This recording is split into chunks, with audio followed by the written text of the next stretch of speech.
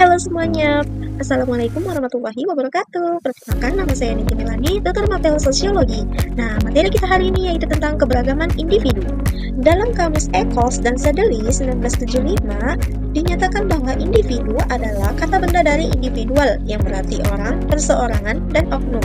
Nah, setiap orang, apakah ia seorang anak atau seorang dewasa, dan apakah ia berada di dalam suatu kelompok atau seorang diri.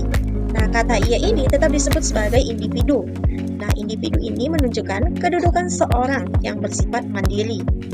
Teman-teman, jadi setiap individu itu memiliki ciri dan sifat atau karakteristik bawaan dan karakteristik yang diperoleh dari pengaruh lingkungan. Nah, karakteristik bawaan ini merupakan karakteristik keturunan yang dimiliki sejak lahir, baik yang menyangkut faktor biologis maupun faktor sosial psikologisnya. Nah, jadi ada cerita bahwa pada masa lalu ada keyakinan bahwa pembawaan dan lingkungan merupakan dua faktor yang terpisah. Nah, masing-masing ini mempengaruhi kepribadian dan kemampuan individu dengan caranya sendiri-sendiri.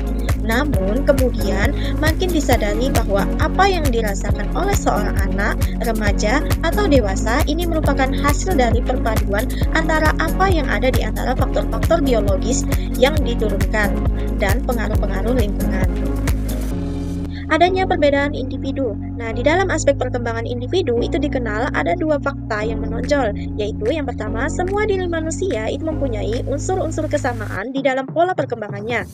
Dan yang kedua, di dalam pola yang bersifat umum dari apa yang membentuk warisan manusia secara biologis dan sosial, tiap-tiap individu itu mempunyai kecenderungan yang berbeda. Nah, perbedaan inilah yang secara keseluruhan itu lebih banyak bersifat kuantitatif dan bukan kualitatif. Nah, sejauh mana individu berbeda akan mewujudkan kualitas perbedaan mereka atau kombinasi-kombinasi dari berbagai unsur perbedaan tersebut. Jadi, ciri dan sifat orang yang satu berbeda dengan yang lain. Nah, perbedaan ini disebut dengan perbedaan individu atau perbedaan individual. Makna dari perbedaan dalam perbedaan individual, menurut Lindgren, itu menyangkut variasi yang terjadi, baik variasi pada aspek fisik maupun psikologis. Misalnya, seorang ibu yang memiliki seorang bayi bertutur bahwa bayinya banyak menangis, bergerak, dan kuat minum. Nah, ibu lain juga memiliki seorang bayi. Ia menceritakan bahwa bayinya pendiam, banyak tidur, tetapi kuat minum. Nah, dari cerita kedua ibu itu telah menunjukkan bahwa kedua bayi itu memiliki ciri dan sifat yang berbeda antara satu sama lainnya. Ini adalah contoh seorang tutor menghadapi warga belajarnya yang memiliki sifat dan karakteristik yang berbeda antara satu dengan yang lainnya.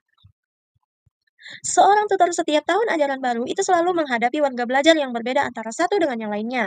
Nah, warga belajar yang berbeda di dalam sebuah kelas itu tidak terdapat seorang pun yang sama. Kemungkinan ada dua orang kelihatannya jika diamati benar-benar. Antara keduanya tentu terdapat perbedaan. Nah, perbedaan yang segera dapat dikenal oleh tutor tentang warga belajarnya adalah itu perbedaan fisiknya, seperti tinggi badan, warna kulit, bentuk muka, dan semacamnya. Dari fisik, seorang tutor dapat mengenal warga belajar kelasnya secara satu persatu. Nah, ciri lain yang segera dapat dikenal oleh tutor adalah tingkah laku dari masing-masing warga belajarnya. Dari suara mereka, ada warga belajar yang lincah, banyak bergerak, pendiam, dan sebagainya. Nah, ada juga warga belajar yang nada suaranya kecil atau tinggi, dan ada yang besar atau rendah. Nah, ada yang jika berbicara cepat, dan ada pula yang pelan-pelan. Apabila ditelusuri secara cermat, warga belajar yang satu dengan yang lainnya itu memiliki sifat-sifat psikis yang berbeda-beda. Nah, ada pula warga belajar yang memiliki pekerjaan yang berbeda pula, seperti pedagang, guru PAUD, staf sekolah, dan ibu rumah tangga. Nah, menurut Gale, ia mengkategorikan perbedaan individual ke dalam bidang-bidang berikut. Yang pertama ada perbedaan fisik, yaitu usia, tinggi dan berat badan, jenis kelamin, pendengaran, penglihatan, dan kemampuan bertindak.